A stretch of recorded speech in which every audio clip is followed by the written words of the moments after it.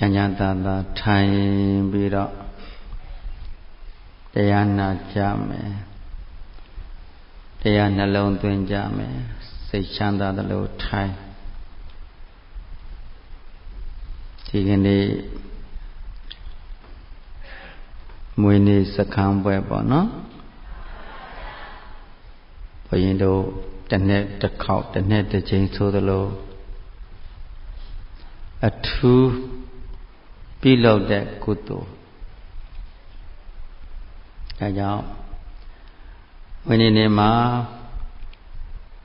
ကုသိုလ်တွေထူပွားကြတယ်နည်းနည်းရရက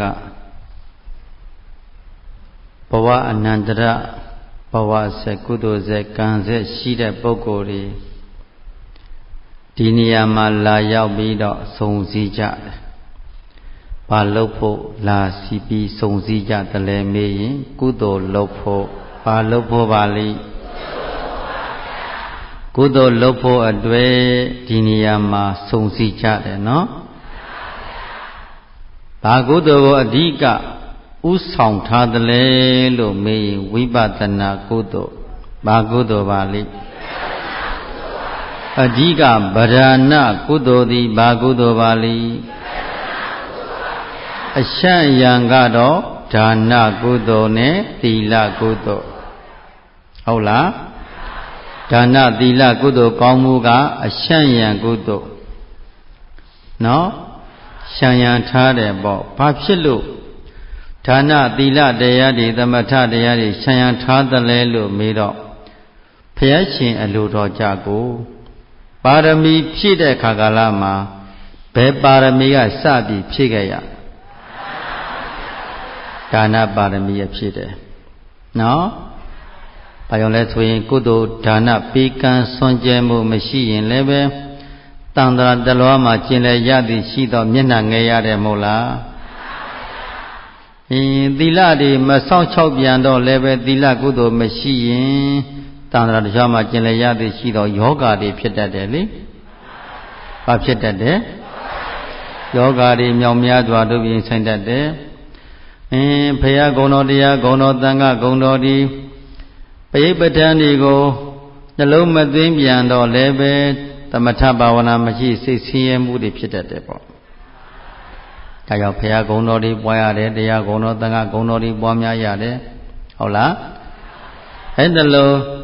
အဲ့ဒီဒါနသီလသမထမှာတဆင့်တည်းပြီးတော့ယုံနံဓမ္မသင်္ခါရတရားတို့ရဲ့ဒီရရှိထားသောခန္ဓာ၅ပါးနာယုတ်နှစ်ပါးတို့ဤမမြဲခြင်းလက္ခဏာအနိစ္စလက္ခဏာဉာဏ်လေးကိုမြင်အောင်ဒုက္ခလက္ခဏာဉာဏ်လေးတွေတွေ့လာအောင်အနတ္တလက္ခဏာဉာဏ်လေးတွေထင်ပေါ်လာအောင်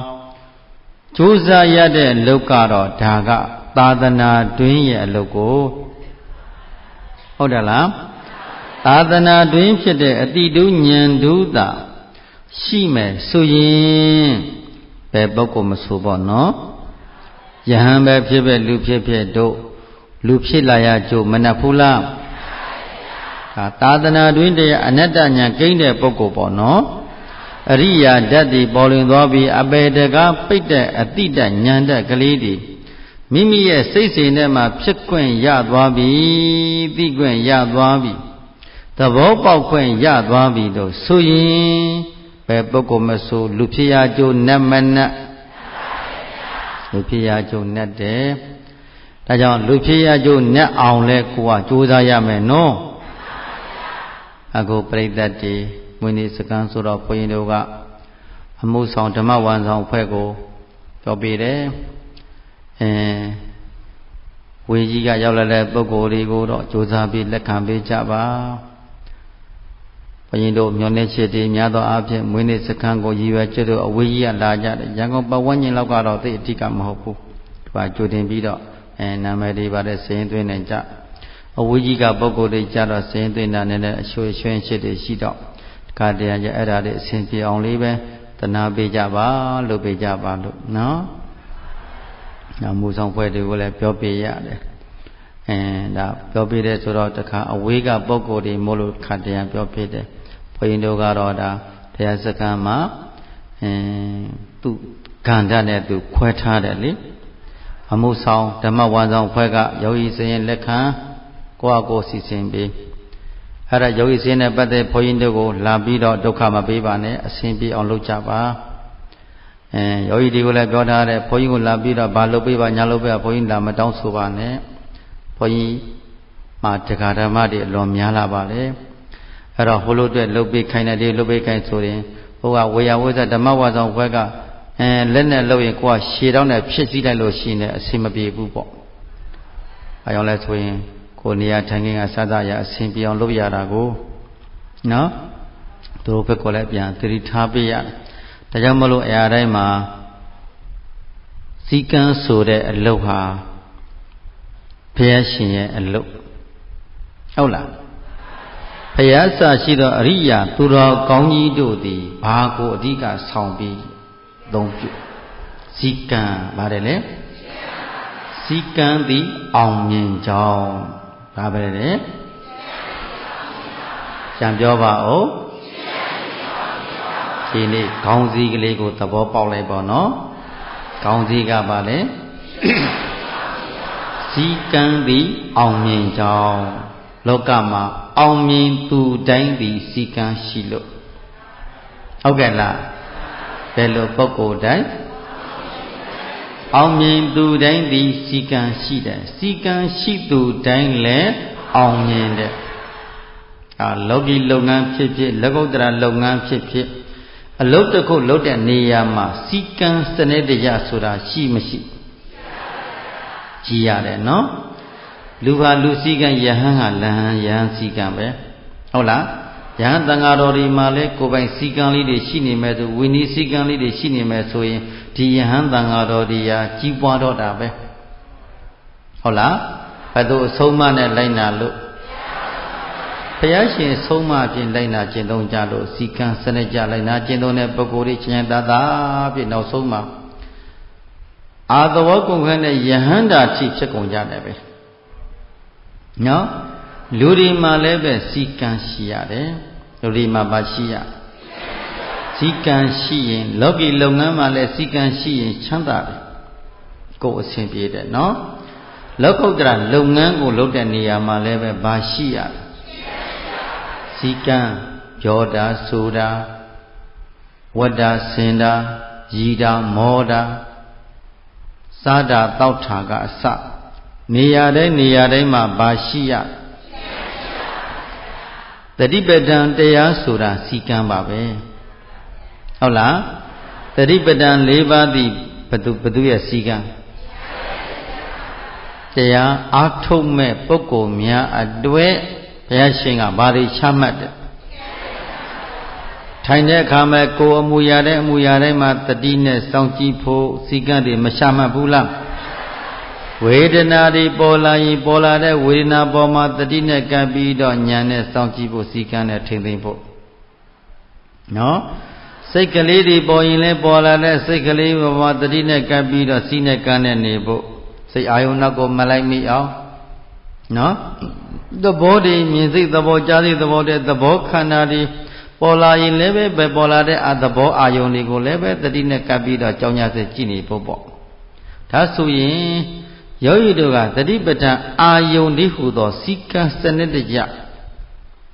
ထိုင်နေစဉ်မှာလဲစီနဲ့ကန်းနဲ့နေမယ်ရက်နေစဉ်မှာလဲစီနဲ့ကန်းနဲ့နေမယ်သွားတဲ့အခါလဲစီနဲ့ကန်းနဲ့နေမယ်စားတဲ့အခါမျက်စိလေးဖွင့်တာလေးကအစမျက်စိလေးဖွင့်တောင်မှပဲအလကားမဖွင့်ရဘူးဘုရားကဖွင့်နေတာလေးဒီမျက်စိဖွင့်ရင်လည်းဖွင့်တယ်ဖြည်းဖြည်းလေးဖွင့်သွားတာစီကံကလေမျက်စိလေးမှိတ်ထားတဲ့မျက်စိလေးကိုဖွင့်ရင်တောင်မှအမှတ်နဲ့ဖွင့်ရမယ်တဲ့နော်ရှူထုတ်နေတဲ့လေလေးကိုရှူရှိုက်တဲ့လေလေးရှူရှိုက်နေတဲ့ခါလဲဘာနဲ့ရှူရမလဲအမှတ်တတိစီကံနဲ့ဟုတ်လားရှူသွင်းတဲ့ဝင်လေလေးပေါ်တာလေးရှူထုတ်တဲ့ထွက်လေပေါ်နေတာလေးတွေ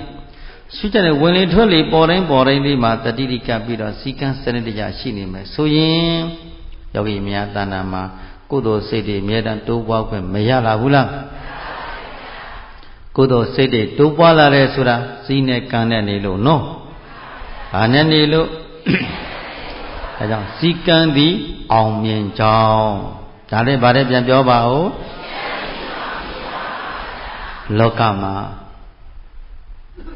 စီကံစနစ်တကျလေးရှိနေတဲ့ပုဂ္ဂိုလ်ဟာဘယ်သွားသွားဘယ်လာလာဘယ်သူနဲ့ပဲဆက်ဆန်းမယဉ်ကျေးဘူးလား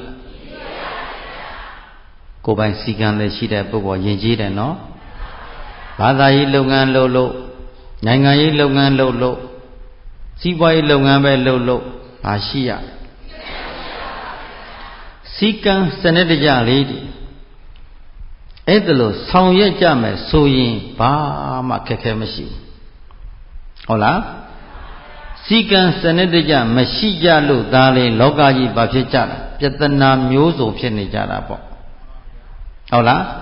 ပြဿနာမျိုးစုံတိုက်ခန်းမျိုးစုံဟိုကတစ်မျိုးဒီကတစ်မျိုးဥကနေပဲကပေါ်ပဲကနေဥကပေါ်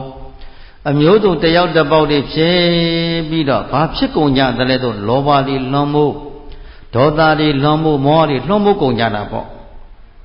ဟုတ်တယ်နော်လောဘတွေလွန်ခဲ့တယ်ဒေါသလွန်ခဲ့တယ်မောဟတွေလွန်ခဲ့တယ်ဆိုတာဘာမရှိတဲ့ပုဂ္ဂိုလ်အတွက်စီကံမရှိလို့ပေါ့ဟုတ်လားသူ့နေရနဲ့သူစီကံစနစ်တရားလေးတွေနေကြမယ်ဆိုရင်ပြဿနာလည်းမဖြစ်ဘူးနော်လောကကြီးကဘာကြီးစက်တွေဖြစ်နေကြတယ်ဟိုနိုင်ငံနဲ့ဒီနိုင်ငံစက်တွေဖြစ်ဟိုပြည်နယ်ဒီပြည်နယ်ဖြစ်စက်တွေဖြစ်လူတွေတတ်နေကြဖြတ်နေကြဟိုလူပေါ်မှာဒေါသဒီလူပေါ်ဒေါသဘာဖြစ်နေကြလဲဒေါသတွေများတဲ့ပုဂ္ဂိုလ်ကဘာမရှိလို့စီကံမရှိလို့ဟုတ်လားစီကံမရှိဘာများတဲ့ပုဂ္ဂိုလ်စီကံမရှိလောဘဒေါသမောဟကြီးမားတဲ့ပုဂ္ဂိုလ်အုပ်စိုးနေတဲ့ပုဂ္ဂိုလ်တွေဟာဘယ်ပုဂ္ဂိုလ်မဆိုးစီကံမရှိဟုတ်လားဒီတိမကရိုးရိုးပြောရင်ပုထုဇဉ်မှန်သမျှတွေဟာဘာမရှိစီကံမရှိဘူးပေါ့ဒီနေ့ဘိန်းတို့နောင်တော်ကြီးဟောသွားတယ်ဘာဟောသွားလဲနောက်ဘယ်လောက်လိုတော့တယ်56ရက်လိုလဲဆိုလားဘာလုပ်ဖို့အတွက်ခင်ဗျားတို့ဘယ်မဲပေးမလဲဘယ်သူမှမပေးနဲ့ကြားလားဘာဖြစ်လို့သူတို့ဘယ်သူမှစီကံမရှိဘူးလေဟုတ်လားဘယ်သူမှစီကံမရှိဘာဖြစ်လို့သူတို့ပုထုဇဉ်တွေကိုတရားလည်းမထမ်းကြဘူးသူတို့ကဟုတ်လားတရားမထမ်းတဲ့ပုဂ္ဂိုလ်တရားအသိရှိလားရှိပါဘူးဘုန်းကြီးဆိုဘယ်သူမှမပေးဘူးရှင်ပြမယ်အရှင်ပြဘယ်သူမဲပေးမလဲဘုရားလို့မေးကြည့်ဘယ်သူကမှမပေးဘူးဘုရားကပဲပေးမယ်ဘုရားအဆုံးအမကိုပဲပေးမယ်ဘာကြောင့်လဲဆိုရင်ကုသိုလ်ဖြစ်တဲ့အလုပ်မဟုတ်ပဲဟုတ်လားဘာဖြစ်တဲ့အလုပ်မဟုတ်အဲ့ဒါကိုသွားပြီးအဲ့ဒီအစအနာဒီပေါ်ကြည့်ပါလားဘာဖြစ်တာလဲကိုယ်လည်းပဲဘာဖြစ်သွားလိမ့်မယ်လောဘဒီဟိုလိုအတွက်ဒီလိုအတွက်ဘာကိစ္စညာကိစ္စဟာမစားရမတော့ချွရှင်လေးတစ်လုံးမှမစားရတဲ့ဒေါသဒီအပယ်လေးပုံရောက်မဲ့အကုသိုလ်တွေဖြစ်ရောကဲဘယ်ရောက်မဲ့ကံဒီတော်တော်အကုသိုလ်ဖြစ်ကြအောင်မှာဟုတ်တယ်လားဘသူမဲဝဲပဲဖက်ကညာဖက်ကဟိုလားညာတဲ့လူတွေအကုသိုလ်ဖြစ်ကြအောင်မှာပဲပြတနာဖြစ်ဒေါသတွေအများကြီးဖြစ်ကြအောင်မှာပဲခင်ဗျားတို့ကြည်တာကြည်နေကြဘယ်လိုပုံကိုယ်တွေကြောင့်ပဲစီကံမရှိလို့စီကံမရှိလို့ဟုတ်လားဘာစီကံလဲကိုယ်ပိုင်စီကံဟုတ်တယ်လားဒါကြောင့်မို့လို့မြတ်စွာဘုရားရှင်ကတော့အရာရာတိုင်းမှာဘာရှိဖို့မရှိတယ်စီကံတဲ့ဘုရားရှင်ကချမှတ်ပေးထားတဲ့ဘုရားကသူ့သက်ကိုမတတ်နဲ့ဒါစီကံတော့သူ့စာကိုမခိုးနဲ့သူတော်ဘာသားမယားသားလင်တို့ကိုပြမခြင်းမပြည့်လို့လေနဲ့ဒါစီကံနေနော်လေလေလက်ပတ်သောစကားဒီဟိုလိန်ညာဒီလိန်ညာမလုပ်နဲ့အဲ့တော့လိန်ညာတဲ့အလုပ်ဟာစီကံမရှိဘူးဘိမ့်ဖက်ကစောလှော်စာအရဲ့ရဲ့မျိုးဒီမူရစေဝါဒီလုပ်တဲ့အလုပ်ဒီဘုရားရှင်စီကံကိုဖောက်တာမို့လားဟိုတဘဝတဏ္ဍစာပဲသိကြတယ်လေတဘဝမှာကြီးပွားဖို့ချမ်းသာဖို့ဒါပဲစဉ်းစားတယ်ဒီကံရဲ့အကျိုးဆက်တွေကိုနောက်ဘဝတွေမှာသူဘယ်လိုခံရမယ်ဆိုတာကိုမသိဘူးဒီဘဝချမ်းသာပြီးရောဘသူတွေဘာဖြစ်သိခြင်းနဲ့ကောင်သိဖြစ်ခြင်းနဲ့ကောင်ဖြစ်ကဲအဲ့လိုကိုလို့ရှိနေတော့ကိုဘသူသေးသေးမသေးသေးငကြေမာပြီးရောဆိုတဲ့အလုပ်ဟာဘ ဘာမရှိတဲ့ပုဂ္ဂိုလ်လို့ကောင်းကျိုးဖြစ်မှာလားဆိုးကျိုးဖြစ်မှာလားစဉ်းစားပြီးတာပေါ့စဉ်းစားမိတာပေါ့ဘုရားရှင်တို့မြတ်စွာဘုရားရှင်ဟာအဆုံးမအတိုင်းသာလိုက်နာကျင့်သုံးနေတဲ့ပုဂ္ဂိုလ်ကြီးပုဂ္ဂိုလ်မှန်တယ်မြတ်တွေမြန်မာနိုင်ငံတနိုင်ငံလုံးမှာဒီဘုရားအဆုံးမတဲ့၅ပါးသီလလေးလုံခြုံပါဗျာကိုပါ၈ပါးသီလလေးထားလိုက်အောင်နော်၅ပါးသီလလုံခြုံဟုတ်နိုင်ငံတော်သမ္မတကြီးကအစရက်ွက်ကအောက်ချုပ်တဲ့ပုဂ္ဂိုလ်ထိမိသည့်ပုဂ္ဂိုလ်မဆို၅ပါးသီလသာရှိဘာဖြစ်နေကြမလဲစီကံရှိနေမယ်ဟုတ်တယ်လားဘုန်းကြီးတို့ယဟန်တန်ဃာတော်ဆရာတော်ကြီးတွေကနိုင်ငံတော်အောက်ချုပ်တဲ့ဆရာတော်ကြီးတွေကအစဘုန်းကြီးတို့ဟိုကွင်လေးတွေကိုထိဘာရှိရင်ဘာဖြစ်မယ်အကုသို့မဖြစ်ဘူးပေါ့အရာတိုင်းမှာဘာဖြစ်နေကြမလဲငြင်းချမ်းနေမယ်လေနော်ဒါကြောင့်မလို့ယဟန်ကျင့်ဝတ်တပါးချုပ်ကလူ၌တကကဲ့ရချ၏ဒီလိုပြောတယ်နော်လူဤကျင့်ဝတ်တပါးချက်ကလူနဲ့တကားကဲ့ရချ၏လူတွေဖြစ်စေယဟန်ဖြစ်စေတဲ့ကျင့်ဝတ်တေသိက္ခာပုဒ်တွေကိုဖြစ်စည်းနေတဲ့ပုဂ္ဂိုလ်ဟာဘာဖြစ်တယ်လူတွေရောနတ်တွေရောဘာဖြစ်နေတယ်ကဲ့ရဲ့တယ်တဲ့ဘာဖြစ်လို့ကဲ့ရဲ့တယ်စီကံမရှိလို့ဟုတ်လားယဟန်ကျင့်ဝတ်တပါးချောတပါးတကလူနဲ့တကားရှိမြောက်ချ၏နော်လူတို့ကျင့်ဝတ်တပါးတကလူနဲ့များစွာရှိမြောက်ချ၏လူတို့ကျင့်ဝတ်တဲ့ယဟန်တန်ဃာတော်မြေစောင့်ထိန်ရတဲ့သိက္ခာပုဒ်တွေပြည့်ပြည့်စုံစုံရှိနေမယ်ဆိုရင်ဘာဖြစ်တယ်လူနဲ့ဥက္ကပူဇော်ထိုက်၏ဟုတ်တယ်လားလူတွေနဲ့ဒီမြမာတွေဘာဖြစ်တယ်ပူဇော်ထိုက်တယ်တဲ့သိက္ခာတွေရှိလို့သိက္ခာပုဒ်တွေရှိလို့စီကံတွေရှိနေလို့ဝိနည်းစီကံတွေရှိနေလို့ဟုတ်လားလူတို့ရဲ့တဏ္ဍာမှာလဲလူဤကျင့်ဝတ်တပါးချုပ်ကလူနဲ့တကကဲ့ရဲ့ချတယ်လို့ဟောလူတို့ကျင့်ဝတ်တွေတပါးတက်ကလူနဲ့များစွာပူဇော်ရ၏ချီးမြှောက်ရ၏တဲ့ကြည်သာအဲအတိုင်းမှာဘုန်းကြီးတို့တရားဓမ္မတွေမသိပင်ညာတော်လဲပဲသူတစ်ပါးစိတ်သိတဲ့နတ်တီကမသိလားသိလားအခုဘုန်းကြီးတို့အခုဣဒ္ဓာထဲမှာလူပေါင်း1000ဝန်းကျင်900 800 900 1000ဝန်းကျင်လောက်ပဲရှိမယ်ဘုရားဝိသပေါင်းဒါပေမဲ့လူသားတွေက1000ပတ်ဝန်းကျင်လောက်ပဲရှိတယ်နတ်မြမာတွေအများကြီးသိမ့်သန်းကလေးရောက်နေတဲ့ဘာလုပ်ဖို့ပါလိကုသိုလ်လုပ်ဖို့အတွက်ဗျာလူရင်ပြောရင်ဘာလုပ်ဖို့အတွက်ဘုရင်တို့ကဖိမှန်တကပြုထားတဲ့အားလုံးအရှိတောင်အမြတ်အရက်၄မျက်နှာအရက်၈မျက်နှာအရက်10မျက်နှာမှာရှိကြကုန်သောနတ်မြမာပေါင်းတို့ကိုကျွန်ုပ်တို့နဲ့ကုသိုလ်ကောင်းမှုတွေဝိုင်းပြီးပြုလုပ်ကြရအောင်ဟုတ်လားဒါနကုသိုလ်သီလကုသိုလ်ဝိပဿနာဘာဝနာကုသိုလ်တွေဝိုင်းပြီးကုသိုလ်ကောင်းမှုတွေပွားများကြပါကုန်စို့ကျွန်ုပ်တို့ဘုရားရှင်အလိုတော်ကြဟောပေါ်ညွှန်ပြသောတရားတော်မြတ်တို့ကိုနာယူမှတ်သားပါမယ်နာယူမှတ်သားဟောပေါ်ညွှန်ပြတဲ့ခါကာလမှာသင်နှကောင်းနှမြတ်နဲ့အပေါင်းတို့သည်လည်းပဲဤတရားတော်မြတ်ကိုနာယူမှတ်သားကြကုန်လျက်ဆင်းရဲခြင်းဒုက္ခအပေါင်းမှလောကင်းကချမ်းသာခြင်းခံစားနိုင်ကြပါစေမဉ္ဇဉ်ဘုံဉဏ်လေးပါချမ်းသာကိုရရှိနိုင်ကြပါစေဒါမေတ္တာဖိမှန်တကပြုထားတယ်နော်ဒီနေ့တရားဓမ္မတွေဘယ်လောက်ဝေးမလိုခြင်းလို့လာကြတရားလိုခြင်းလို့ကုသိုလ်လိုခြင်းလို့အထွတ်ထိပ်ကုသိုလ်ကိုလိုခြင်းလို့ဟုတ်တယ်လားတရားသူတရားမြတ်ကိုရလိုတဲ့ဆန္ဒဖြင့်ပင်မခြင်းကိုဗရဏမထားဘဲနဲ့မရောက်လာဘူးလားငွေကုန်ကြေးကြခံပြီးရောက်လာကြတာအဲ့ဒီမှာကိုမြန်မာနိုင်ငံလူတွေတော်သေးရဲ့ဟိုအမေရိကန်ကပဲလာကြတာကြီးအမေရိကန်လာတရုတ်ပြည်ကလည်းရှိနေကြဟာတရုတ်ပြည်ကလူတွေကလည်းကြီးတန်းလာကြတာဒီနေရာလေးမှာကုသိုလ်တွေပွားခြင်းလို့ရောက်လာကြတာအသီးသီးဒါကုသိုလ်ဆက်ပါရမီဆက်ကုသိုလ်ကံဆက်ရှိတဲ့ပုဂ္ဂိုလ်တွေဟုတ်လားဘဝပေါင်းမြောင်များစွာတဲ့ကုသိုလ်ဆက်ကံဆက်ပါရမီဆက်တွေရှိတဲ့ပုဂ္ဂိုလ်တွေဒီညမှာစုံစည်းပြီးတော့ဘယ်သူအဆုံးအမကိုနားထောင်သွားကြမလဲဘုရားရှင်ဆုံးမတရားသည်ဗါတဲ့စီကံဘုရားဆုံးမသည်ဗါတဲ့လေဘုရားကထိုင်ပုံထိုင်နည်းမသိဘူးလား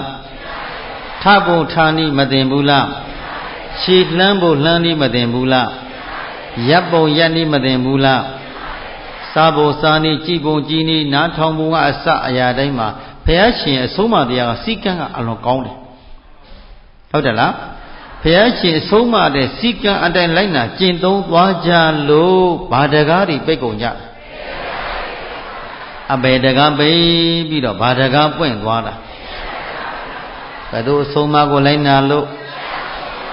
ဒါကြောင့်ဒီနေ့အားလို့ကိုယ့်ရဲ့မိဘညီကောင်မောင်နှမမိသားစုတို့သဘောထားပြီးတော့ပြောပါတယ်စီကံသည်အောင်မြင်ကြောင်းပါတယ်လေဟေးစီကံသည်အောင်မြင်ကြောင်းအောင်မြင်မှုအတွက်ဘာရှိရမလဲတဘဝတသက်တာအောင်မြင်ခြင်းမဟုတ်ဘူးနော်ဒီစကားလုံးနဲ့ပတ်သက်ပြီးတော့မြတ်စွာဘုရားရှင်ကောသလမင်းကမြတ်စွာဘုရားထံရောက်လာမြတ်စွာဘုရားတပည့်တော်ခဏခဏတူတော်မောင်နဲ့တိုက်ပွဲတွေဆင်နွှဲရရှုံတဲ့ခါကျုံနိုင်တဲ့ခါနိုင်ဘုရားနိုင်တဲ့ခါလည်းပဲသူ့ရဲ့73မနဲ့ယူပြီးတော့တပည့်တော်ကြွန်ခန့်ရတပည့်တော်ရှုံမြန်တော့တပည့်တော်ရဲ့စက်တီကိုအကုန်တူသိမ့်တယ်73မနဲ့လှုပ်တယ်အလွန်ပင်ပန်းရတိုက်ပွဲဆင်နွှဲရတာလည်းမကောင်းဘူးဘုရားအဲ့ဒါပင်မပြီးစိတ်ထဲမှာနေပူကြဲကြဲမှာရောက်လာတော့ဘုရားရှင်ကမင်းကြီးတဲ့လောကမှာတိုက်ပွဲပေါင်းရာထောင်မကအောင်မြင်ပြီစီဟုတ်လားအောင်မြင်သောစစ်တိုက်ပွဲလို့ငါဘုရားမဆိုလိုဘူးတဲ့အပြင်မှာတိုက်ပွဲတွေဘယ်လောက်နိုင်ကုသိုလ်နဲ့နိုင်သလားအကုသိုလ်နဲ့နိုင်သလားဒေါသတွေရှေ့ထားနေရတာပဲဟုတ်လားလောဘဒေါသမောဟတရားတွေရှေ့ဆောင်ထားနေခြင်းကြောင့်ချမ်းချမ်းသာသာလားဆင်းဆင်းရဲရဲလားကိုယ်ဘက်ကလည်းအမျိုးသေးကြကြည်ကြနော်ကိုချွတ်မြန်တဲ့ကိုလူတွေအကုန်လုံးပါသွားပြန်ပြီတစ်ဖက်နိုင်ငံတို့တစ်ဖက်လူစီးတာအနှိမ့်ဆက်ခံရဟုတ်လားသူတို့ဘာစီကနိုင်ဟိုဘက်ကနိုင်ရင်လည်းပဲကိုလူကဒုက္ခရောက်ပြန်ပြီကိုကချုပ်ရင်လည်းသူတို့ကဟိုတင်ဒုက္ခရောက်ပြန်သူတို့ကိုဒုက္ခရောက်ပြန်ပြီကဲကောင်းတယ်လို့လားမကောင်းတယ်လို့လားငင်းကြီးတဲ့လောကမှာတိုက်ပွဲပေါင်းရာထောင်မကနိုင်ပါပြီစီတကယ်တိုက်ပွဲမှာဆင်နွှဲလို့တကယ်တိုက်ပွဲမှာနိုင်တယ်လို့ငါဘုရားမဆိုလိုဘူးတဲ့တိုက်ပွဲမှာနိုင်တဲ့ပုဂ္ဂိုလ်ဒီတိုက်ပွဲမှာဆင်နွှဲနိုင်တဲ့ပုဂ္ဂိုလ်ဆိုတာဒါရှိကိလေသာကိုနိုင်မှအတွင်းတဏ္ဍာထဲမှာမိမိရဲ့စိတ်စဉ်ထဲမှာလောဘဆိုတဲ့ယံတဘုံအတွင်းတဏ္ဍာမှာရှိနေတဲ့ဒေါသဆိုတဲ့ယံတဘုံအတွင်းတဏ္ဍာမှာရှိတဲ့မောဟဆိုတဲ့ယံတဘုံလေးကျမ်းတန်တဲ့လောဘဒေါသမောဟကိုဆိုလိုတဲ့နော်ရိုးရိုးကလေးမိမိတို့ဇနီးမယားသမီးသားမိသားစုတဲ့နေတဲ့လောဘဒေါသကိုဆိုလိုသည်မဟုတ်ကျမ်းတန်တဲ့လောဘတွေကျမ်းတန်တဲ့ဒေါသတွေကျမ်းတန်တဲ့မောဟတွေစိတ်ထဲမှာပူလောင်နေတဲ့လောဘဒေါသမောဟတွေအဲ့ဒီစိတ်ဆိုးစိတ်မဲ့တွေဟာတပုံနဲ့တူတဲ့သူ့ကိုဘာလို့ရမယ်ဘုရားကနိုင်အောင်ကြိုးစားရမယ်နိုင်နေရမယ်တဲ့ကြမ်းတမ်းတဲ့လောဘဒေါသမောဟတရားကိုဘာလို့ရမယ်နှိမ့်နေရမယ်ဘာတရားကိုလက်ကင်ထားရမယ်တဲ့တတိပဋ္ဌာန်တရားဘာတရားတွေလဲ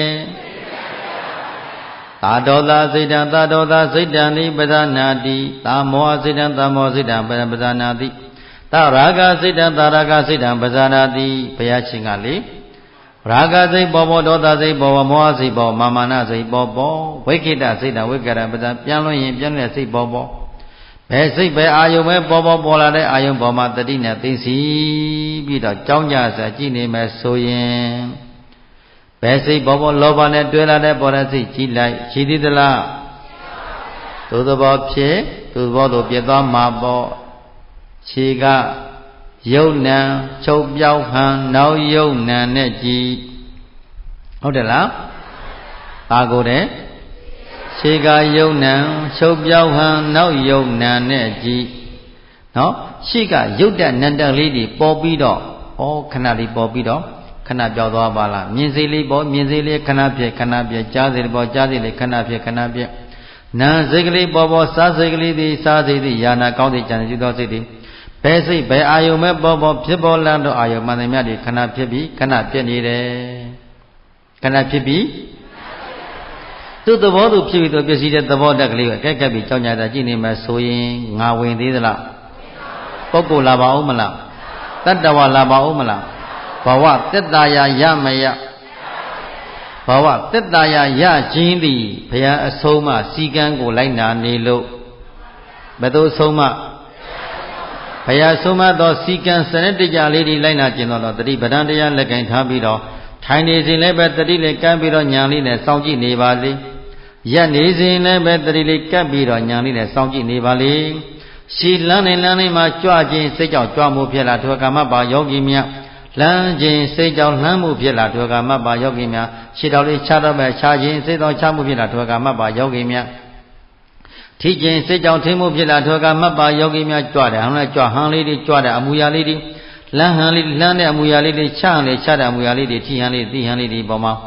တတိလေးကပ်ပြီးတော့ဉာဏ်လေးနဲ့ကက်ကပ်ပြီးကြောင်းကြတာကြည့်နေမယ်ဆိုရင်အကြည့်ခန္ဓာအာယုန်တို့ဒီအကြည့်ညာအောက်မှာဒရဇဖြစ်ဒရဇပြည့်နေတယ်ဟုတ်တယ်လားသူ့သဘောသူဆောင်းလာနေတယ်မဟုတ်လား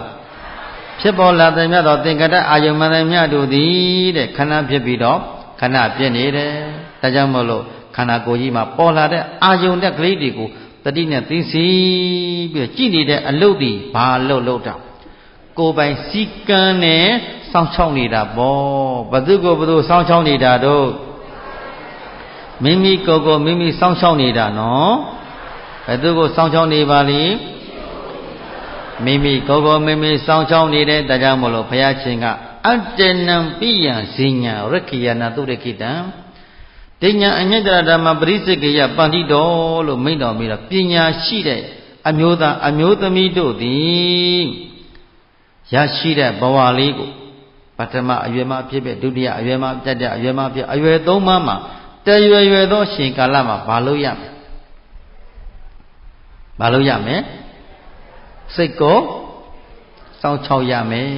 တရားအတိတိပုံအောင်စိတ်ကိုစောင့်ချောက်ရမယ်ပထမအရွယ်မှာမညာပူညာပေါ်ထားမယ်ဘာပေါ်သေးဘူးဒုတိယအရွယ်မှာမညာပူညာပေါ်ထားရမယ်ဒုတိယအရွယ်မှာလည်းမညာပူညာမပေါ်ခဲ့ဘူးတတိယအရွယ်အသက်50ကနေပြီး85နှစ်အတွင်းဟုတ်လားမိမိခန္ဓာကိုယ်ယုံနဲ့အိုးစားကွဲကာနိတိုင်အောင်ထီ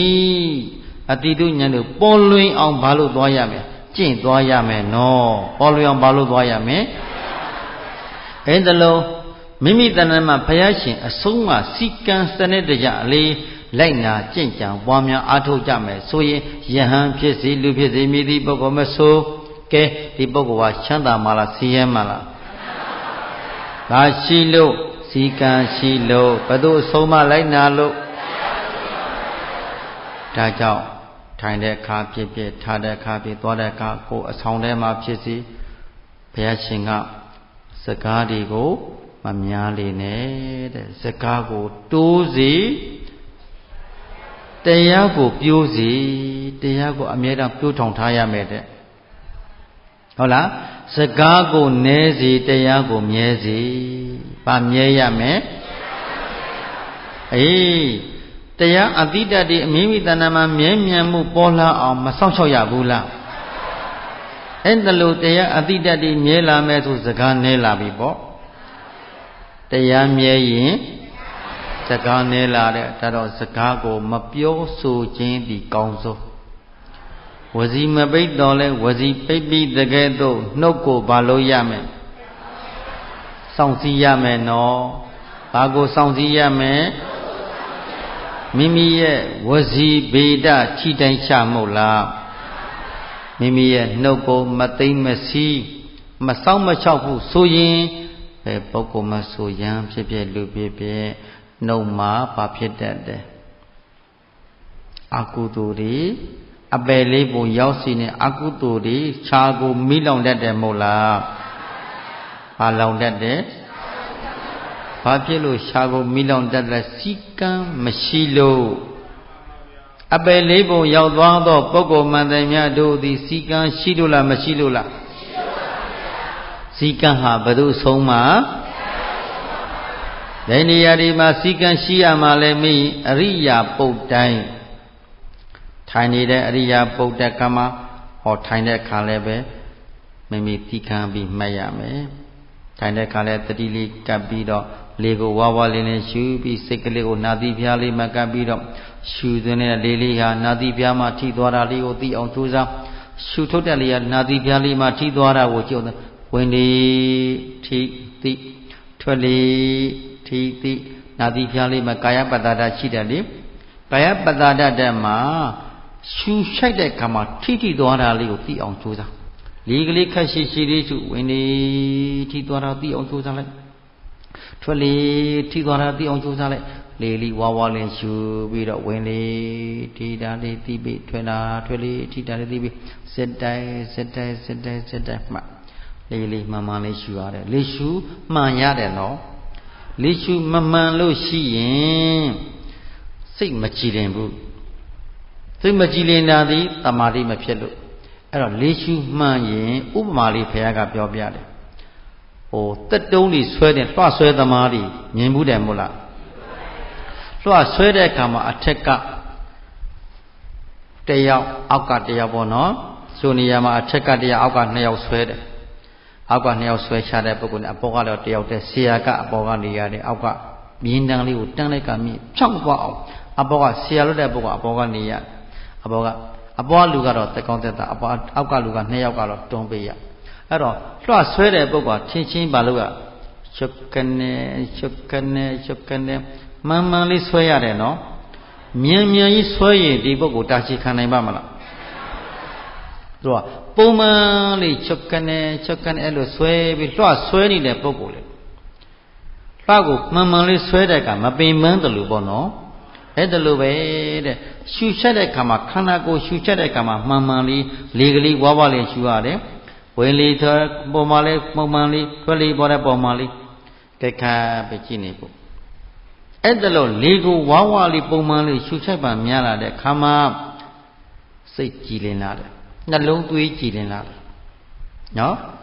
စိတ်ချမ်းသာမှုလည်းဖြစ်လာသလိုနှလုံးသွေးကြည်လင်လာလိမ့်မယ်တရားအားထုတ်ပါများရင်ကျမ်းမာလာတယ်တရားထိုင်လို့ကျမ်းမာတယ်တရားထိုင်လို့ယောဂတွေပျောက်တယ်ဆိုတာရှူချိုက်မှုမှန်လို့အထိုင်မှန်တယ်အထမှန်တယ်အသွားမှန်တယ်အိမ်မှန်တယ်အစားမှန်တယ်ဟုတ်လားသွားသလားအရိယာပုတ်မှန်တယ်စိတ်တွေချမ်းသာတယ်စိတ်ချမ်းသာပါများတော့ရုပ်လည်းကျမ်းမာလာတယ်ယောဂီတို့ရဲ့စိတ်ချမ်းသာလို့ရုပ်ကျမ်းမာလာတာစိတ်မချမ်းသာရင်ရုပ်မကျမ်းမာဘူးယောဂများတယ်နော်ဒါကြောင့်မလို့တရားသမားတွေကျမ်းမာတယ်တရားအားထုတ်ရင်းနဲ့ကျမ်းမာလာတယ်ဆိုတာဟာဒီမိမိစိတ်ချမ်းသာမှုများနေလို့ဗာများလာလို့စိတ်ချမ်းသာအောင်ဘယ်သူဆုံးမတဲ့လိုက်နာတယ်မြတ်စွာဘုရားရှင်ဤအဆုံးအမတိုင်းလိုက်နာကျင့်သုံးနေသောပုဂ္ဂိုလ်မှန်တယ်များတို့သည်ထိုင်နေတဲ့အခါဖြစ်ရတဲ့အခါဖြစ်ပြီးရချင်တာဖြစ်ပြီးရက်တဲ့ကရက်တယ်ဖြစ်ပြီးထားလိုက်တဲ့အခါအမကလေးထားလိုက်ရတယ်ဟောပြီးတော့ရက်တယ်ပြီးလှမ်းကျင်တာတဲ့လှမ်းကျင်တယ်လှမ်းတာလေးဒီဟောရှေ့တော်လေးကြွကျင်တာလေးဒီဖြစ်ပြီးကြွသွားတာလေးဒီလှမ်းကျင်တယ်ဖြစ်ပြီးလှမ်းသွားတဲ့အခါဖြစ်ပြီးလှမ်းသွားတာလေးဒီအောက်ချတဲ့အခါဖြစ်ပြီးချသွားတာလေးဒီဟောထိတာလေးခြေဖြားလေးပထမချရှည်လဲဖြီးရှည်ဖနောက်ဖြစ်စိတ်ကိုလူမမာကဲ့သို့ဖြစ်ဒီစိတ်ကိုရှည်တော့အမူအရာမှာကပ်ပြီးတော့မှတ်နေရမယ်နော်ဒါဘသူရဲ့စီကံဒါသတိပဋ္ဌာန်လမ်းစဉ်လို့ခေါ်တယ်နော်ဒီသစ္စာ၄ပါးကိုမြင်ဖို့အတွက်မဉ္ဇဉ်ဖူဉ္ဇဉ်သောတာပန်စအရိယာဖြစ်ခြင်းတဲ့ပုဂ္ဂိုလ်တို့သည်ဘသူအဆုံးမတယ်လိုက်နိုင်ရမယ်ဘုရားရှင်အဆုံးမစီကံသည့်ဗာ၄ပါးတဲ့သတိပဋ္ဌာန်၄ပါးဗာ၄ပါးပါလိအဲ့ဒီသတိပဋ္ဌာန်တတိဧဝပဋ္ဌာနာသတိပဋ္ဌာန်ဆိုသတိတာပြဋ္ဌာန်းပြီးတော့ကိုယ်မူရာပေါ်မှာကြောင်းရဆိုင်နေမယ်စိတ်ကလည်းစိတ်ထွတ်တိုင်းကိုမလိုက်နဲ့စိတ်ကူးပေါ်ရင်စိတ်ကူးတယ်စိတ်ကူးတာစိတ်ကူးမှသိသုံးရှက်ပြီးပြန်ပြီးရှိသေးတာတိုင်းနဲ့မရှိတော့ကြောက်သွားပြီဩပါဠိပေါ်စိတ်ကအပြည့်ထွက်နေဆိုတာတတိကင်းနေလို့ဟုတ်တယ်လားစိတ်ကူးရင်နေတဲ့စိတ်ကတောင်တွေးမြောက်တွေးတောနေတာဆိုတာစီကံပစ္စည်းနေလို့တတိတမ္မာတတိမက်ကင်စီကံပစ္စည်းတဲ့ခဏလေးမှာအပြည့်အာယုန်လေးဝင်လာတယ်မဟုတ်လားစိတ်တွေအပြင်ရောက်ပြီးမျောပြီးတောင်တွေးမြောက်တွေးတောနေတာဒီမိမိတတိစီကံရွှင်ရှဲပေါ်လို့အပမာဒပျောက်ပြီးတော့ပမာဒဖြစ်နေလို့ မိလျောနေတဲ့ယောဂီရဲ့တဏ္ဍာမှာစိတ်တွေငြိမ်ပါမလားစိတ်မငြိမ်ရင်ယုတ်ကလည်းမငြိမ်တော့ဘူးနော်စိတ်တည်ငြိမ်လာပြီဆိုယုတ်ကလည်းတည်ငြိမ်လာတဲ့စိတ်တည်ငြိမ်လာခြင်းယုတ်ကလည်းတည်ငြိမ်လာတယ်နော်စိတ်မငြိမ်လို့ယုတ်ကမငြိမ်တာဒါဆိုရင်ယောဂီများတဏ္ဍာမှာစိတ်ကိုအမြဲတမ်းဘာလို့နေရမလဲဆုံးမပြီးတော့ထိုင်နေတဲ့ခါလဲဘယ်သူဆုံးမပြီးမှတ်ရတဲ့ခါလဲဘယ်သူဆုံးမနဲ့မှတ်သွားတဲ့ခါလဲဘယ်သူဆုံးမနဲ့ထိုင်ထိုင်ထထသွားလာအမူအရာတိုင်းမှာဘာရှိရမယ်စီကံဘာရှိရမယ်စီကံဆိုတာဘယ်သူဆုံးမပါလိဘုရားရှင်အဆုံးအမတရားတော်အတိုင်းလိုက်နာကျင့်သုံးမယ်ဆိုရင်မိသည့်ပုဂ္ဂိုလ်မဆိုပေါ့ယဟန်ဖြစ်ဖြစ်လူဖြစ်ဖြစ်ဆင်းရဲလာမလားချမ်းသာလာမလားဘယ်ချမ်းသာနဲ့မှနှိမ့်ဆလို့မရတဲ့ချမ်းသာကြီးဒီဓမ္မချမ်းသာနော်ဘာချမ်းသာပါလိဓမ္မချမ်းသာဝိပဿနာချမ်းသာဝိပဿနာအတိတဉာဏ်တက်ကလေးဒီကိုယ်တဏ္ဍာထဲမှာဖြစ်ခွင့်ရနေမယ်ကိုယ်တဏ္ဍာထဲမှာကျုံခွင့်ရနေမယ်ဆိုရင်မြည်သည့်ပုဂ္ဂိုလ်မဆိုချမ်းချမ်းသာသာလားစင်စင်ရဲရဲလားအလို့စိတ်တွေချမ်းသာပြီးတော့ခန္ဓာနဲ့ဉာဏ်ကိုတွဲပြီးခန္ဓာကပေါ်လာတဲ့သဘောလက္ခဏာလေးတွေအကဲခက်ပဲကြည်ညာလေးတွေအဲ့ဒါလို့ခန္ဓာရှိတဲ့ဉာဏ်သီးနဲ့သုံးသပ်နေမှထိုင်နေစဉ်မှာဖြစ်ဖြစ်သွားလာထိုင်နေတဲ့အိယာမှာ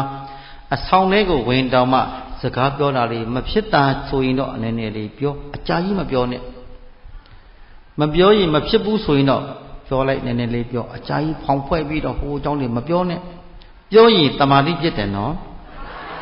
ဘုရားရှင်ကလူမမာနဲ့တူစွာခြင်းလို့ပြောတယ်ပါဇတ်နှုတ်ခံပြောနိုင်စွန်းလဲ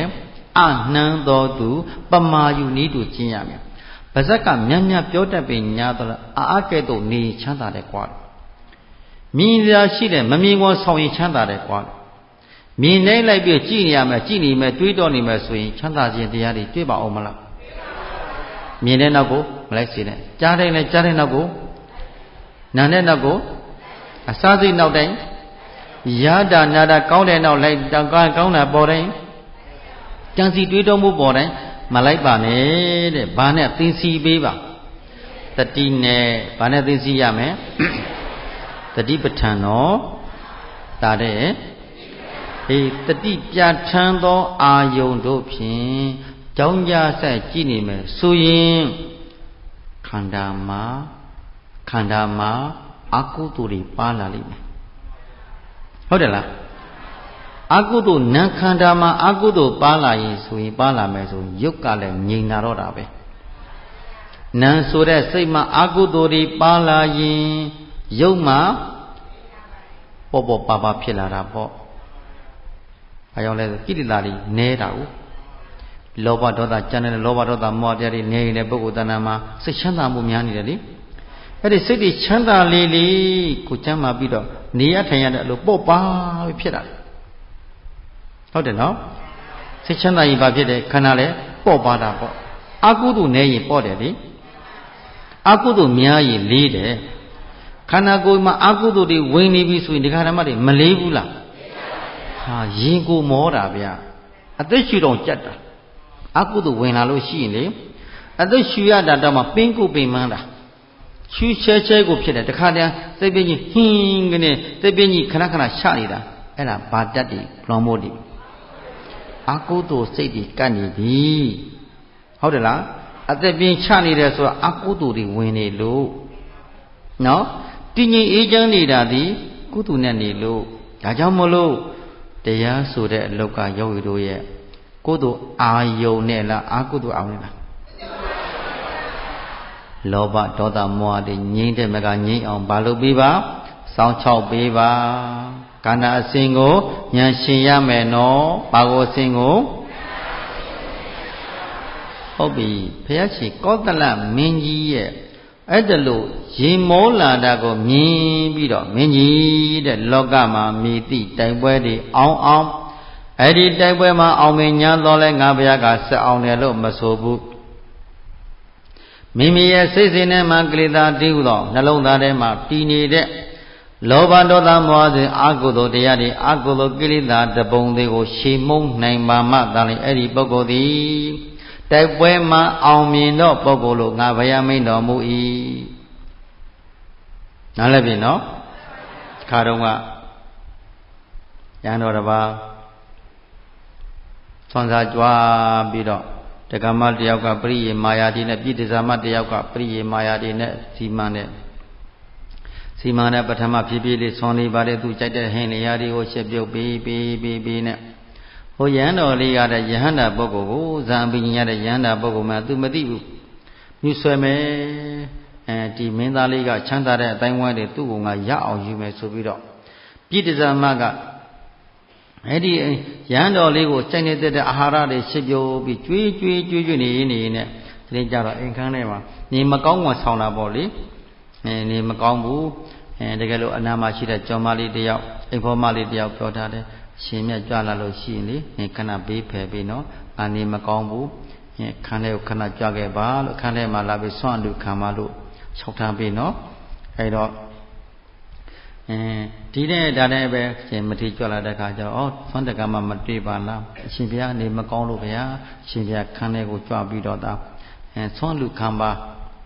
အဲ့လိုပေါ့နော်အဲ့လိုသွားတော့သူက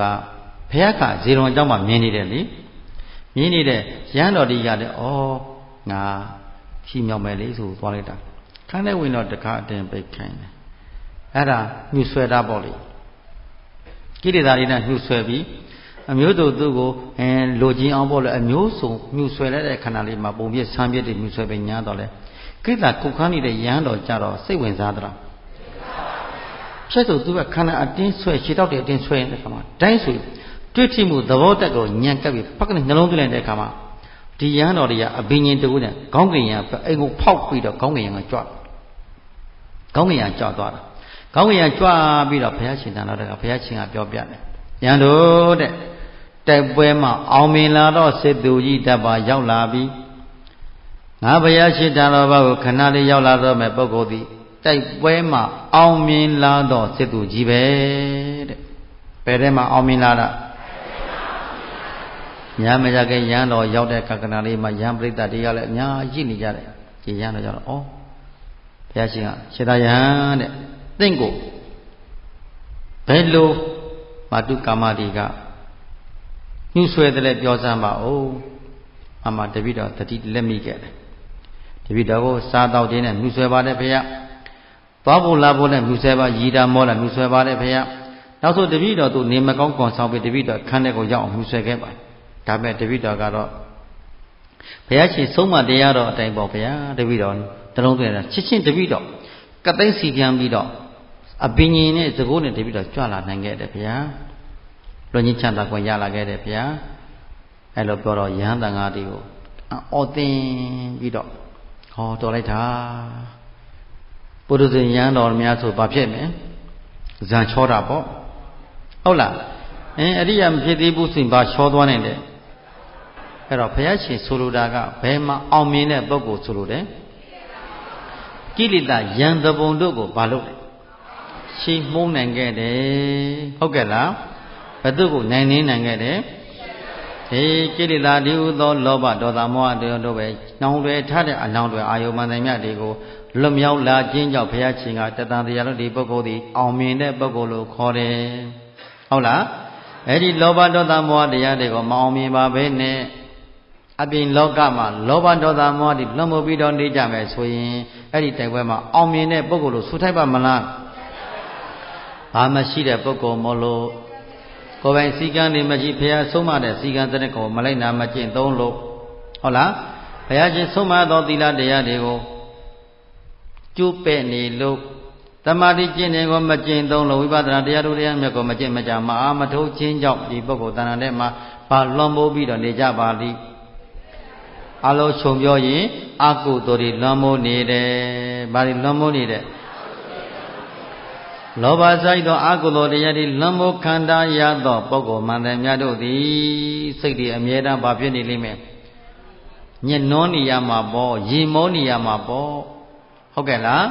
ပေါ်လာတဲ့အာယုံလေးကိုမဖြစ်စီနိုင်ဘူးပေါ်လာတဲ့အာယုံလေးကိုတတိထားပြီးတက္ကလာမပယ်တတ်နိုင်ဘူးနော်ပယ်မတတ်နိုင်ဘူးလို့ဆိုလို့ရှိရင်ဒီပုဂ္ဂိုလ်တို့ဒီယဟန်ဖြစ်ဖြစ်လူဖြစ်ဒီပုဂ္ဂိုလ်တို့ဒီချမ်းသာမလားဆင်းရဲမလား ဒါကြောင့်မလို့ဘုရားရှင်ကပါတရားကိုလက်ကင်ထားကိုယ်ပိုင်စီကံပြည့်တဲ့သိက္ခာပုဒ်သီလသိက္ခာပုဒ်တွေကိုစောင့်ရှောက်ရမယ်မဟုတ်လားသီလကျင့်စဉ်မြတ်ရည်စဉ်သမာဓိကျင့်စဉ်မြတ်ရည်စဉ်ပညာမြတ်ခင်မြတ်ရည်စဉ်ဒီဟုသောမြတ်ရည်စဉ်တရားတွေပဲပယ်ဖြတ်ထားမယ်ဆိုရင်အကုသိုလ်တွေမပါလာဘူးလားသီလယနသမာဓိယနပညာယနတို့ဖြင့်ထုံမှန်းထားသောပုဂ္ဂိုလ်တို့သည်ချမ်းသာမှလားဆင်းရဲမှလားဒါကြောင့်ချမ်းသာခြင်းကိုလိုလားတဲ့ပုဂ္ဂိုလ်တို့သည်ဘာယနတွေထုံမှန်းထားရမယ်သီလယနသမာဓိယနပညာယနဟုတ်တယ်လားနှလုံးသားတဲ့ကောသီလယနသမာဓိယနပညာယနတို့ဖြင့်ထုံမှန်းပြီးထားတဲ့ပုဂ္ဂိုလ်တဏ္ဍတဲ့ဝယ်အကုသိုလ်တွေပါလာမလားမပါလာဘူးလားအကုသိုလ်တွေနေပါပြီကုသိုလ်တရားတွေကနေရာရလာမယ်ကုသိုလ်တရားတို့ဖြင့်မိမိစိတ်စဉ်ထဲမှာအမြဲမပြတ်လွှမ်းမိုးပြီးတော့နေကြမယ်ဆိုရင်ယံဖြစ်စေလူဖြစ်စေဒီပုဂ္ဂိုလ်တို့သည်ကိုယ်ပဲစီကံရှိလာလို့ချမ်းသာမှလားဆင်းရဲမှလားဟာရှိလို့ချမ်းသာတယ်အဲကြောင့်စီကံသည်အောင်မြင်ကြောင်းတရားဟုတ်လားစီကံသည်ဘာတရားလဲလဲရှေးရှေးသူတော်ကောင်းတို့သည်စီကံရှိလို့အောင်မြင်တော်မူကြပါသည်ဟုတ်တယ်လားကိုယ်ပိုင်စီကံတွေရှိလို့သောတာပန်ဖြစ်ကြပါတယ်တထာဂပုဂ္ဂိုလ်တွေနာဂပုဂ္ဂိုလ်ယန္တာပုဂ္ဂိုလ်တွေအဲ့ဒါတော့မေတိတိဘောတိတိရပြီးတော့ဒုက္ခတွေချုပ်ငြိမ်းရုပ်သိမ်းကုန်ကြတာပါရှိကြလို့ဒီနေ့ဘုန်းကြီးတို့တရားဓမ္မရဲ့တဏ္ဍာမှာလည်းပဲပါရှိရမယ်စီကံရှိမှချမ်းသာရာစီကံမရှိရင်ဆင်းရဲကြဟုတ်လားဒါကြောင့်မလို့သွားလာထိုင်ထထပြောဆိုစားတောက်စားသုံးတဲ့ခါလဲပါရှိရမယ်တခါတည်းသမင်းဟင်းလျာတွေကိုနဲ့ထိုက်တန်တလောက်ယူပကံပြားတယ်မှာထသွားရင်မကြံစီနဲ့ဒါကိုယ်ပိုင်စီကံသူကစားပြီးလောဘကြီးနဲ့ထက်လိုက်ရောမကုံဘူးမကုံပြီးကြံလိုက်ရောအဲ့ဒီပကံပြားတဲ့မှာအလကားဖြစ်သွားတာပေါ့ဟုတ်လားကိုယ်လုံတလောက်အစဉ်ပြေတလောက်တော့ထက်ပြီးလို့ရှိရင်ကိုယ်ကကိုယ်အောင်စားဟုတ်လားလုံလို့ရှိရင်ထထက်အစဉ်ပြေသွားမယ်ပေါ့နော်မလိုမလားပဲနဲ့မလိုလားတဲ့ပစ္စည်းတွေမလကားတဲ့မဆုံးချုံရဖို့မဟုတ်လားဒါဘာလို့ခေါ်လဲစားတကအစစီကံတောက်တာရေတွေတောက်တယ်ရေတွေကိုလည်းအများကြီးမှသူလိုတလောက်ထက်တောက်ဟာတောက်ပြီးတောက်ရတဝက်လောက်တောက်ပြီးလွှင့်ပြလိုက်လို့ရှိရင်အဲ့ဒီရေကအလကားရတာမဟုတ်ဘူးဟုတ်တယ်နော်ရေတံပလိတွေဆိုတာပိုက်ဆန္ဒပြီးဝယ်ထားတာဒီရေတွေစစ်တွေနဲ့တင်ရတယ်ဆိုတာလျှက်စစ်တွေတင်ရတာအရာတိုင်းမှာတရားဓမ္မတို့ရဲ့ကိုယ်ပိုင်စီကံရှိမယ်ဆိုရင်နေရထင်ရတာမချမ်းသာဘူးလားလောကမှာဆင်းရဲကြတယ်တယောက်နဲ့တယောက်ပြဿနာတွေဖြစ်တယ်စကားတွေပြောရတယ်ကြင်ကြံတန်းတန်းကြီးပြောရတယ်ဆိုတာဘာမရှိလို့ဟိုလိုက်ပြောရဒီလိုက်ပြောရဟိုဆောင်လိုက်စိတ်ရဒီဆောင်လိုက်လက်စစ်စေးရဟိုယောဂီလိုက်ပြီးဆူရဒီယောဂီလိုက်ဆူရဘာမရှိလို့စီကံရှိတဲ့ယောဂီကိုလိုက်စစ်စေးဖို့လိုသလားမလိုဘူးနော်နေရာတိုင်းမှာဘာရှိဖို့လိုအပ်တယ်စီကံသည်အောင်မြင်ကြောင်းတရားပြန်ပြောပါနေရာတကာစီကံသာမှန်စွာလိုအပ်ဆုံးဟုတ်လားသာသနာပြုလုပ်ငန်းမှာဖြစ်စီလုပ်ရင်လုပ်ငန်းမှာဖြစ်စီပဲလုပ်ငန်းဖြစ်ဖြစ်သာသနာပြုလောကကျဆောင်ရွက်တဲ့အခါဖြစ်စီဘာရှိရမလဲအဲ့ဒီစီကံစနစ်တရားလေးတွေကျင့်ကြံပါကအားထုတ်မယ်ဆိုရင်ဘုရားအဆုံးအမဖြစ်တဲ့သီလတွေသမာဓိပညာတရားတွေတိုးပွားပြီးတော့အဋ္ဌသီလအဋ္ဌစေတအဋ္ဌပညာတရားတွေကတိုးပွားကောင်းမိမိတဏ္ဍာမှာဟောယုတ်တရားနံတရားတို့မသိလာဘူးလား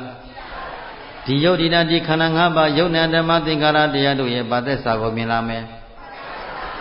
ဗာသက်စာကိုပယ်တတ်တတ်လာမယ်သမုဒ္ဒယသစ္စာတွေဗာသက်စာကိုပွားများလာလို့ဗာသက်စာဆိုင်လာမယ်အေးတို့ယောဂီသူတော်ကောင်းများတဏ္ဍာမှာဒုက္ခသစ္စာကိုပိုင်းခြားမြင်အောင်ကြိုးစားနိုင်ကြပါစေ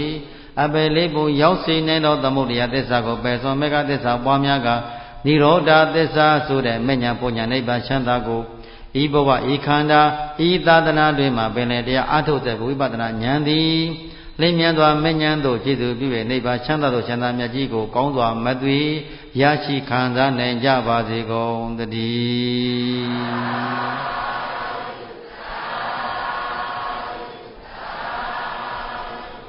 ကဲကုသိုလ်တရားတွေရင်ဝယ်ပိုက်ပြီးတလောကလုံးကိုမေတ္တာဖြန့်ဝေကြမယ်အထေယမှာမြတ်တဝါ ချမ်းသာကိုယ်စိတ်ငြဲကြပါစေအန္တရာယ်ကင်းဘေးတွေရှင်းလက်ငင်းချမ်းသာကြပါစေအောက်အယမညာသတဝါချမ်းသာကိုယ်စိတ်ငြဲကြပါစေအန္တရာယ်ကင်းဘေးတွေရှင်းလက်ငင်းချမ်းသာကြပါစေနန္ဒာစကြာဝဠာမြာတရဝါ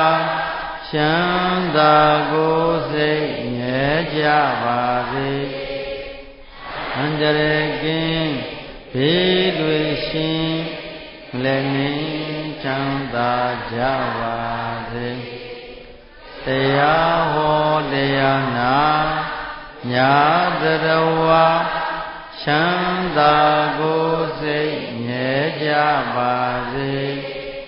အန္တရာယ်ကင်းဘေးတွေရှင်းလက်ငင်းချမ်းသာကြပါစေကိုယ်စိတ်နှဖျားဘေးရန်ကွာကျမ်းမာကြပါစေကိုယ်စိတ်နှဖျားဘေးရန်ကွာချမ်းသာကြပါစေမေတ္တာနှလုံးကိုယ်စီသုံးချွင်ပြုံးကြပါစေမေတ္တာယံသူဒေါသမုအပူကင်းပါစေမေတ္တာရေချမ်းကိုယ်စီဖြန့်အေးချမ်းကြပါစေခန္တီနှလုံးကိုယ်စီသုံးချွင်ပြုံးကြပါစေဒုမေတ္တာစွမ်းကဘာလွန်အေးချမ်းကြပါစေဒုမေတ္တာစွမ်းကဘာလွန်ငြိမ်းချမ်းကြပါစေဤသို့ပြုရာမြတ်ဘုံညာကြောင့်အမတခေမံဤနိဗ္ဗာန်ကိုဧကံဒုလျှောက်ရောက်စေသောယနေ့ယခုအာတုတံမြတ်မြတ်ဘာကကိုညုတံဟောနှင့်ကိုယ်ငါဆောင်ကျင်ကိုယ်ဆောင်နှကအရင်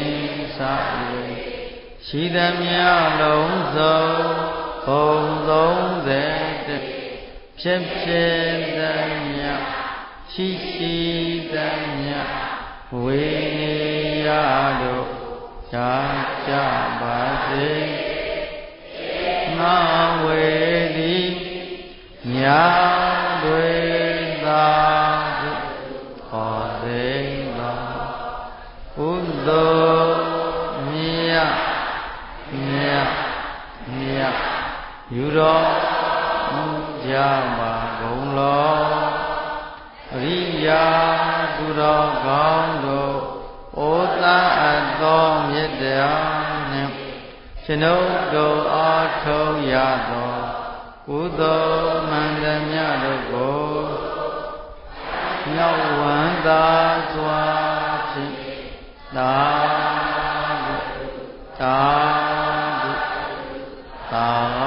ဓု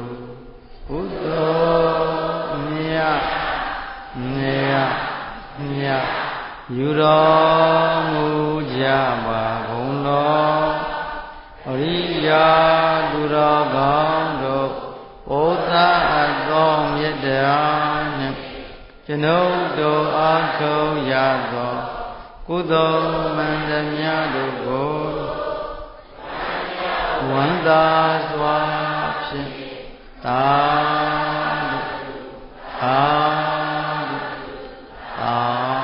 ဓုကုသိုလ်မြတ်ဘုတော်မူကြပါကုန် သောကောင်းတို့ဘုရားသောမြတ်တရားနှုတ်တော်အားထုတ်ရသောဘုသောမန္တမြတ်တို့ကိုမမြောက်ဝန္တာစွာဖြင့်သာ